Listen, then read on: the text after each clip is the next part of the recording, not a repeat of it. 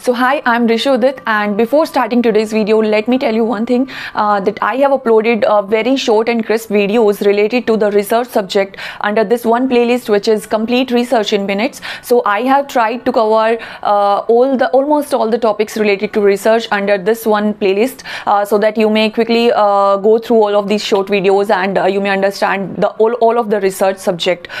So let's quickly jump to the today's topic now. तो आज की इस वीडियो में हम बात करेंगे टाइप्स ऑफ रेटिंग स्केल्स पर। ठीक है, फर्स्ट आ जाता है आपका डाइकोटोमियस या सिंपल एटीट्यूड स्केल भी आप इसे बोल सकते हैं। तो इसमें डाइकोटोमी आ जाती है। आपकी डाइकोटोमी क्या होता है, जब आप किसी भी चीज को दो पार्ट्स में डिवाइड कर देते हो। तो इससे यहाँ पर हम क्या रेफरेंस लेंगे स्केल के अंदर कि आप हमेशा सिर्फ दो रिस्पॉन्स ऑप्शंस को यूज करेंगे। वो आपके कुछ भी हो सकते हैं, अग्री डिसएग्री हो सकता है, न्यू ओल्ड या येस और नो सिंपली, मतलब कुछ भी, सिर्फ रिस्पॉन्स कैटेगरीज जो है वो दो ही रहेंगी। ठीक है, तो बेसिकली एक चेकलिस्ट टाइप बन जाती है और आप सिंपल एट्रीब्यूट्स लिख देंगे, उसके सामने उसको दोनों ऑप्शंस में से किसी एक को चेक करना है। तो ये यूजुअली कब यूज किए जाते हैं ये स्केल्स, जब आपका क्वेश्चन है या तो बहुत ज्यादा लंबा हो ताकि वो क्विकली रिस्पोंडेंट को आसानी हो जाए उसको भरने में, या फिर रिस्पोंडेंट जो है वो बहुत ज्यादा टेक्निकली स्ट्रॉन्ग ना हो, आपको थोड़ा ईजियर लैंग्वेज में फ्रेम करना हो क्वेश्चनर को, तो भी आप इसको यूज कर सकते हैं। Next is your category scale. तो कैटेगरी स्केल इससे कैसे अलग है, इसमें दो रिस्पॉन्स ऑप्शंस ना होके आपकी multiple response options, multiple categories यहाँ पर इंट्रोड्यूस कर दी जाती हैं। जैसे कि एग्जाम्पल की अगर मैं बात करूँ तो सपोज मैंने अपने क्वेश्चनर में इंफॉर्मेशन ली है एजुकेशन के रिगार्डिंग, तो उसमें मैंने सपोज कैटेगरीज डाली 10th 12th under graduation, post graduation, PhD, इस तरीके से। तो डिफरेंट किसी भी क्वेश्चन में जब मैं many response options I keep या many categories I keep as an answer, तो वो आपका क्या आ जाएगा, category scale. Next is your Likert scale, या आप कह सकते हैं कि समेटेड रेटिंग स्केल। तो लिकर्ट स्केल आपका मोस्ट पॉपुलर या आप कह सकते हैं कि वाइडली यूज्ड स्केल है।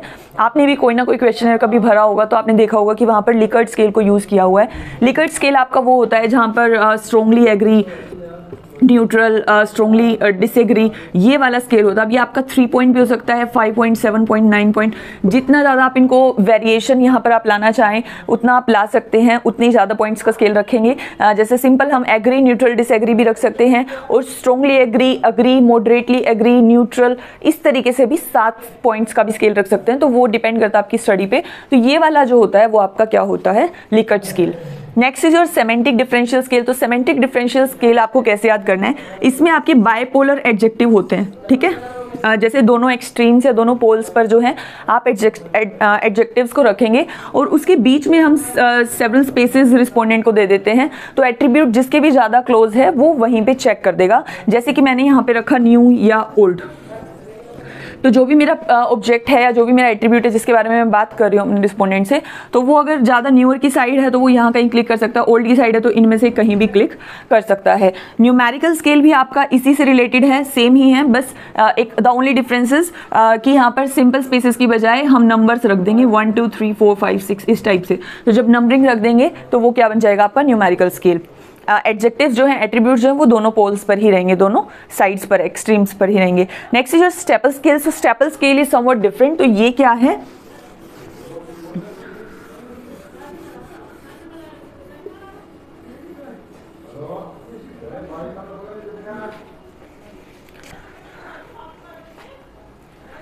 देखिए स्टेपल स्केल में आपको इस तरीके से याद रखना है कि वो एक स्टेपलर की तरह होता है। जैसे स्टेपलर हमारा रफली इस टाइप का कुछ होता है, तो इसी तरीके से इसमें क्या है, हम एडजेक्टिव को अब सेंटर में रखेंगे। उससे पहले दोनों स्केल्स में हमने पोल्स पे रखा था, यहाँ पर एडजेक्टिव जो है वो सेंटर में रहेगा और एग्री डिसएग्री आपके दोनों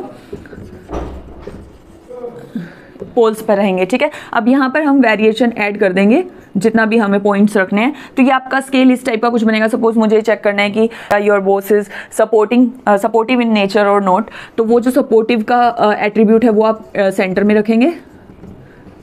एग्री यहाँ हो जाएगा आपका, डिसएग्री इस एक्सट्रीम पर हो जाएगा, और यहाँ पर हम 1 2 3 4 5 6 इस तरीके से रिस्पॉन्स ऑप्शंस जो है, रिस्पॉन्स कैटेगरीज वो है हम रख देंगे। नेक्स्ट इज योर फिक्स्ड और constant sum scale. Now this is also tricky. Fixed constant sum scale में क्या करते हैं, हम एक कांस्टेंट सम ले लेते हैं। जैसे सपोज मैंने 100% लिया, ठीक है, मैं एक मोबाइल मैन्युफैक्चरिंग कंपनी हूँ और मैंने अपने रिस्पोंडेंट से फिल कराना है कि suppose I am making MI mobiles, तो मैं उनसे पूछ रही हूँ कि आप MI का मोबाइल क्यों खरीद रहे हैं। ठीक है, अब मैंने उनको एक 100% का सम दे दिया, टोटल कांस्टेंट अमाउंट दे दिया। अब मैंने उनको बोला कि इस 100% को आप डिवाइड करो, डिस्ट्रीब्यूट करो डिफरेंट एट्रीब्यूट्स में, ठीक है। सपोज मैंने उसको दिया स्पेसिफिकेशंस अलग दे दी, लुक अलग दे दिया, कैमरा अलग दे दिया, परफॉर्मेंस अलग दे दिया, तो ये सब जो एट्रीब्यूट्स मैंने मोबाइल के दिए हैं, मैंने उसको बोला कि आप 100% को इन सब में डिवाइड करो उस बेसिस पर कि किस बेसिस पर आप मेरे मोबाइल को परचेज कर रहे हैं। जैसे सपोज वो उस मोबाइल को कैमरा की वजह से परचेज कर रहा है तो वो ज़्यादा परसेंटेज कैमरा को देगा, बाकी परसेंटेज बाकी एट्रीब्यूट्स में डिवाइड कर देगा।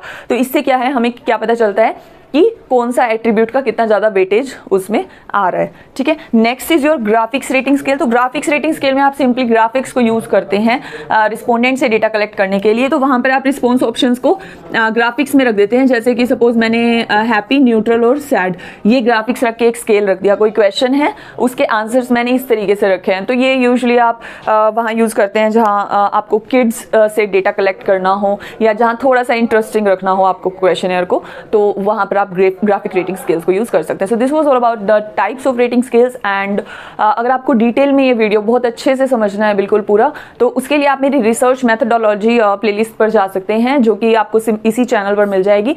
वहाँ मैंने रिसर्च से रिलेटेड टॉपिक्स को काफ़ी डिटेल में समझाया है, लॉन्ग वीडियोज़ में समझाया है। और अगर आप क्विज में सिर्फ एग्जाम प्रिपरेशन के लिए एक बार रेटिंग स्केल्स को गो थ्रू करना चाह रहे थे, तो उसके लिए I hope I have covered all the scales of rating scales. So that's all for today, and if you found the video informative, please like, share and subscribe.